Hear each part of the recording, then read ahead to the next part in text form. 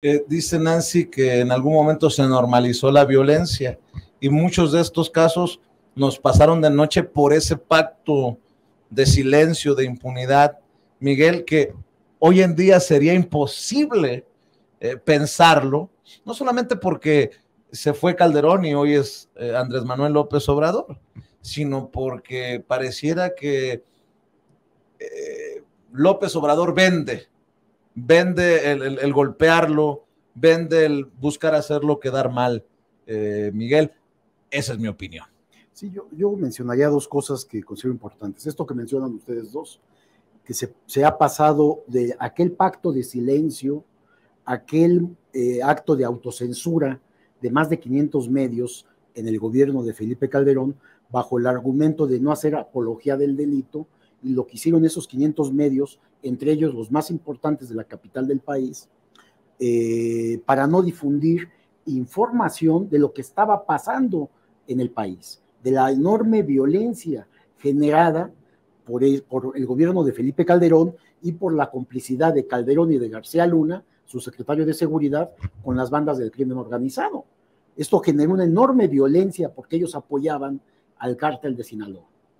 Entonces, al Chapo Guzmán concretamente, los otros cárteles se enfurecieron y hicieron una confrontación brutal que generó miles y miles, cientos de miles de víctimas. Bien, de ese momento, ahora pasamos a una exacerbación de la violencia que están dando a conocer los medios de comunicación.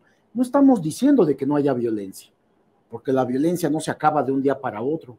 Cuando permites el crecimiento y el florecimiento de bandas criminales en todo el país, que llegó a un punto máximo con Felipe Calderón, pues esas bandas no desaparecen, porque sí, hay que ir haciendo trabajo social, atacando los problemas de fondo que son la desigualdad, la pobreza, la educación, la salud, los satisfactores básicos de vida, como lo está haciendo el actual gobierno, para que vaya disminuyendo la violencia. Bien, pero ¿cuál es el otro factor importante que hay que destacar? Que hoy la violencia no queda en la impunidad, Vicente. Y hablo, por ejemplo, de los crímenes de periodistas, que acaban de terriblemente asesinar a un periodista, el reportero de La Jornada, en Nayarit. Se va a investigar como se han investigado otros, Vicente. Anteriormente no pasaba nada, nunca se encontraba alguno de los culpables de los asesinatos de periodistas, de cualquier ciudadano, de políticos, de empresarios. No había detenciones.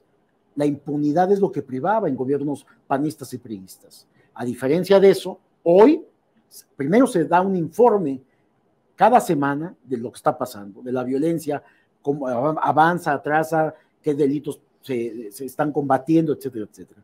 Segundo, se da cuenta de los detenidos por esta violencia. Es decir, hay una persecución del delito. Y eso es muy importante porque en el momento que no hay impunidad, hay una persecución de los delincuentes, tiende a disminuir, a reducirse. Es lo que está pasando. ¿Y qué hacen los medios? En vez de aceptar y reconocer esto, como no les dan dinero ya, o les dan muy poco del gobierno federal vía impuestos, por publicidad, entonces ahora se convierten en los que hacen apología del delito. Lo que antes decían que no hacían, no deberían de hacer, hoy se convierten en eso. Y como dice Nancy, se ha exacerbado la publicación en las primeras planas, en las estaciones de radio, en televisión, en cuando uno prende un noticiario, lo primero que empiezan a decir es violencia, violencia, violencia. ¿Qué le quieren decir a la gente, a la población? Con miras al proceso electoral que vamos a vivir. Que antes de 2024, este país no solamente sigue siendo violento, sino que la violencia se ha incrementado con relación a los gobiernos del PAN y del PRI, lo cual es totalmente falso. Y no solamente sí hay violencia, pero se está combatiendo. Y sobre todo, ya no hay esa impunidad que privaba en gobiernos de ultraderecha. Aunque